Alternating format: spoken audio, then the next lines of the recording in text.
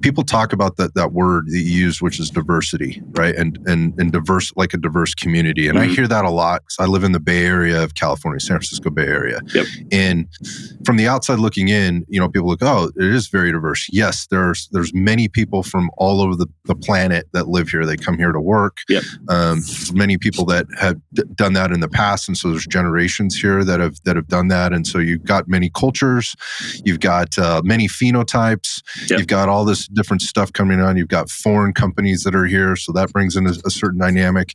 But I got to be honest, like from a diversity perspective, if you take out like how somebody looks, you take out like specifically where they came from in the world, there's not a lot of diversity here. It's very much the same in the sense that they all work for the same companies, right? They vote the same. There's a and I don't mean this by everybody because I'm certainly different, right? And I grew up, by and large, I grew up here. But there's a thread that runs there in that I have come here from somewhere else. Maybe there's a little bit of I need to fit in. Maybe there's a little bit of I work for a company that rides this kind of maybe socio-political line of some type. And if I don't agree with that or I don't go along with it, then that could impact me, right? Financially, 100%. Professionally, something like that. And so in that sense, it becomes very homogenous in a sense. Yeah. Right? Now imagine that dynamic, but like I'm wearing a uniform and they're not. You know what I mean? Right. Yeah. So that's what I'm saying. So, again, going into that environment, coming from where you came from, where what I wanted to compare and contrast this to is a place like New York City. Yeah. You go to New York City, and they've always said like America is the melting pot. Yes, in a sense it is, but there's no better example of that than going to New York, right? And you're truly dealing with I would call it my definition of diversity. Yeah. Where there's a lot of different ways of thinking. There's religion, there's culture, there's background. There's family dynamic lineage stuff that happens there, all that kind of stuff. So again, going back to the profession, I think walking into it, like if you haven't lived in that type of an environment, walking into an environment like you said, you're going to be really challenged. And I don't think there's a way to train that, man. I think you have to learn it. Yeah, right? You gotta get out there and talk to people. Like there's like in that kind of context, like experience is going to be your best teacher. Like you can't be taught how to talk to people and interact with people and get information and get people to do what you want without having to resort and be so heavy-handed. You know what I mean? Like, I think there's a craft to it. Yeah, I think that's a large missing part of kind of where the profession of policing is right now. Is there's a lack of that from a more global perspective. When I say global, I mean United States. So interesting points you're bringing up here. So you go out onto the street, you start working. I imagine you start finding some success because you know how to communicate. You have good social awareness of who you're talking to, what to do, what not to do is the thing you said. Not to be perceived as a pushover or a chump or somebody else's man, and you probably start turning some heads both in the community and also at the agency. How's this working out for you with regard to kind of promoting up the ranks or having opportunities or whatnot?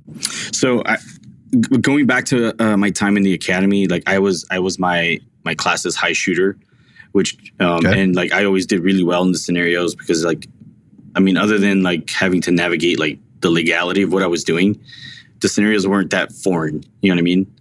Like a lot of the mission, especially during my second deployment in Iraq, was basically like policing a community that didn't want us there, and having to know how to talk to people and leverage opportunities to do things for people.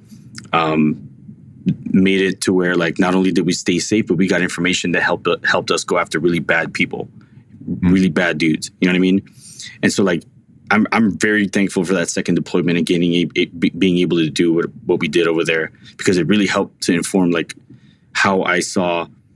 I didn't see everyone as just like a potential for an arrest or potential for a citation. Like I saw people like for opportunities to leverage information and go after people that needed to be, gone after. Right. Yeah. So all of that, like really, really, a lot of the instructors in my academy class, especially for a lot of the scenario stuff, certainly all the range stuff, were all SWAT guys. Okay. And so, they would pull me to the sides like, hey, I heard you were a Marine and all this. And I would have conversations with those guys.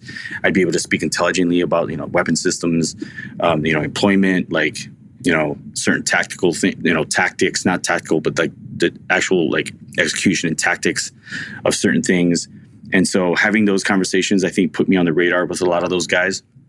And I'm not going to say like I was groomed, because I still had to go through a tryout process to get on the SWAT team. Mm-hmm. And I still went through every effort of those guys, of those senior guys to get me to quit. You know what I mean? Like, it was not an easy SWAT process. New guy stuff.